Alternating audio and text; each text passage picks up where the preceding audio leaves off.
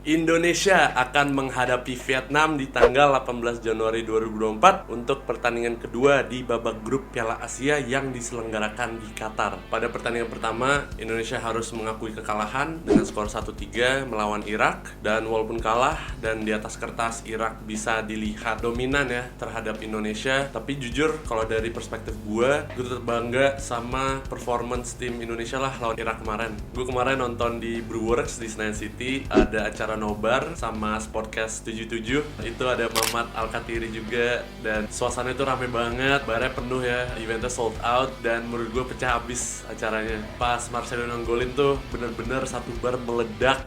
Bagus, Yakob.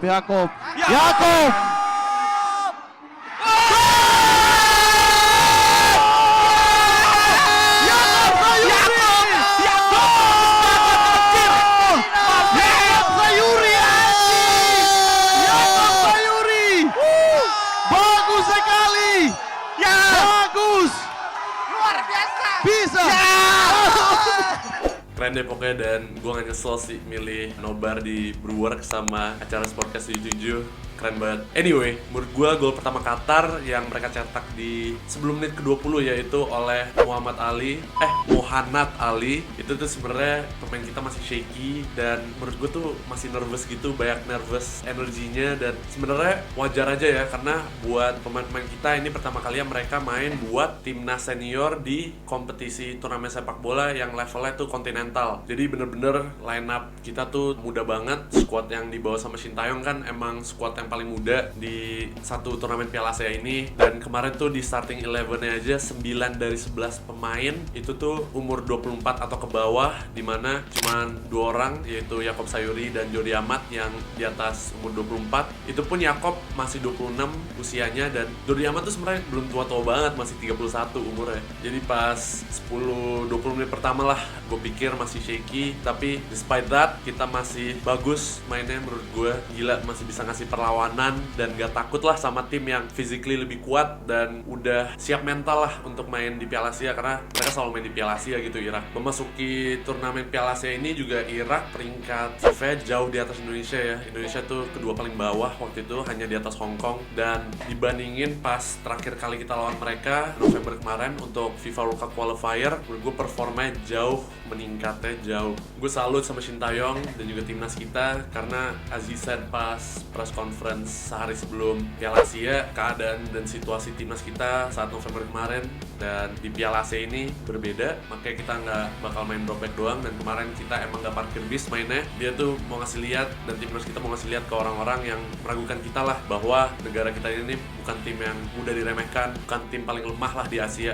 Dan menurut gue pertandingan kemarin lawan Irak bisa menunjukkan seberapa tinggi potensi yang dimiliki oleh timnas kita ini, especially dengan pemain-pemain muda yang sudah dimainkan sekarang. Gol yang dicetak Indonesia pun menurut gue indah banget, dengan teamwork yang elegan, dimulai oleh Ivar Jenner, terus ke Yakob, terus finished by Marcelino. Pokoknya passage of play bagus banget lah, dan keren banget Yakob bisa ngolongin back-nya Qatar. Aduh, seneng banget, gila gue pas Indonesia ngegolin. Wah, nggak nyangka gitu loh Indonesia bisa golinnya tuh nggak dari skill individu, nggak jatuh dari langit, tapi beneran dari kerja keras. Dan jelas lah itu emang passage of play yang diincar dan dilatih oleh Shin Taeyong. Buat gol kedua yang kita kebobolan, menurut gue itu unlucky banget. Jujur menurut gue itu offside. Gue nggak tahu kenapa wasit VAR nggak ngecek offside yang ada ya saat build up play-nya Irak, karena pas di acara nobar itu komentator RCTI juga bingung. Jadi gue nggak tahu kalau misalkan yang nonton pakai komentator Inggris mereka ngasih insight apa, tapi komentator RCTI juga bingung. Kita sebagai penonton juga nggak dikasih tahu itu verdictnya dari apa gitu, kenapa nggak dicek. Tapi ya buat gue itu offside. Harsh banget buat wasit nggak ngasih decision itulah, karena itu bener-bener bentar lagi halftime gitu. Buat yang sering nonton bola atau sering main bola pasti tau lah kalau misalkan sebelum halftime tuh sebaiknya kebobolan tuh dihindarin gitu. Sebaiknya just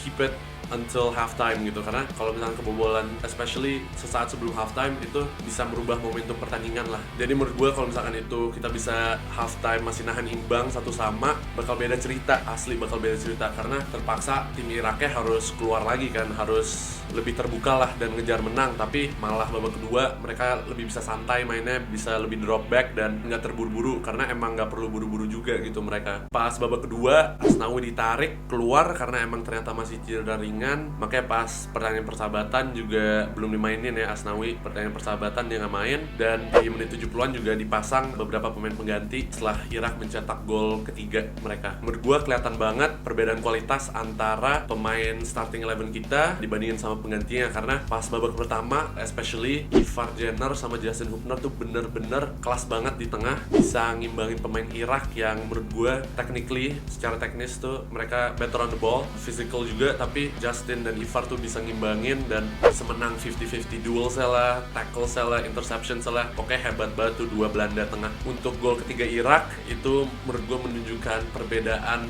fisik ya antara pemain Irak dan pemain Indonesia. Ayman Hussein itu yang gue udah mention di preview gue, emang terkenal gara-gara kekuatan fisiknya gitu. Jadi even Rizky Ridho yang mainnya udah bagus banget, tetap aja ya susah lah untuk menang duel sama striker yang sebesar itu ya. And hopefully Rizky Ridho cedera nggak berat supaya bisa main melawan Vietnam dan Jepang ya, karena menurut gue dia Rolls Royce center back, benar-benar berkelas, tenang dan very composed. Itu modern day center back banget. Selain dia menurut gue yang mainnya solid termasuk Big Elks, Elkan Bagot, gila dia last man tackle-nya pas babak pertama tuh harus sempurna ya, harus perfect, karena dia udah kartu kuning. Itu kalau misalkan dia telat sedikit pun atau early sedikit pun itu bisa kartu merah, bahaya banget. Tapi wah, Big Elks hebat. Selain dia, dua bocah Belanda yang gue udah sebut, Ivar dan Justin, itu solid banget di tengah. Dan Arhan, menurut gue ini performance dia terbaik bersama timnas in quite some time ya. Lemparan ke dalam dia, sayangnya kita cuma dapat nggak banyak lah, nggak dapat kesempatan throw in panjangnya Arhan, karena pas awal-awal tuh even hampir banget kita ngegolin dari throw in-nya dia. Marcelino juga menurut gue menunjukkan kualitas dia sebagai star boy kita, dan pantas lah dia bermain di Belgium.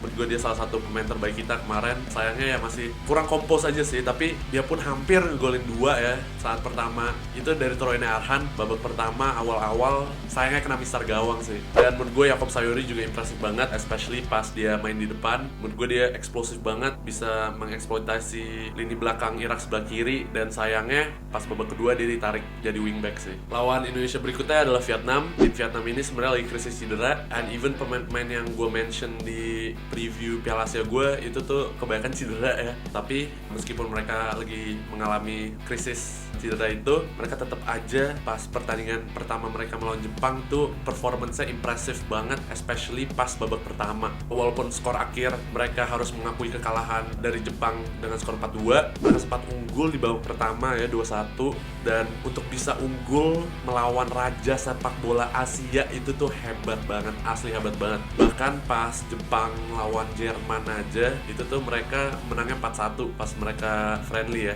Jadi skor 4-2 untuk Vietnam ini tuh udah ngasih lihat lah ke tim-tim lain bahwa tim Asia Tenggara tuh bisa loh ngasih perlawanan ke tim-tim yang lebih kuat dan kualitasnya di atas gitu. Menurut gue timnas Indonesia harus mengantisipasi intensitas dari pemain Vietnam di pertandingan yang akan datang, dan harus lebih kompos dan tenang saat kita memegang bola. Karena pas lawan Irak tuh ada beberapa pemain kita yang masih kelihatan sedikit terburu-buru saat menyerang. Decision makingnya itu bisa diperbaiki lah. Ada yang kalau banyak options malah shooting, ada yang make the wrong pass, ya hal-hal kecil seperti itulah. Tapi menurut gue susah juga disalahin, karena ini emang kompetisi pertama mereka di level Asia, dan lu cuma bisa belajar hal-hal kecil itu tuh by playing more games, dengan berjalannya waktu gitu, dengan bermain lebih banyak, baru hal-hal kecil itu tuh bisa diasah. Buat timnas Indonesia dan Sintayong, gue berharap untuk pemain pengganti nanti bisa ditingkatkan intensitasnya dari awal. Jadi saat diganti pemain starting 11 kita, kualitasnya tidak terlalu drop, karena itu kelihatan banget ya saat lawan Irak tuh perbedaan kualitasnya tuh menurut gue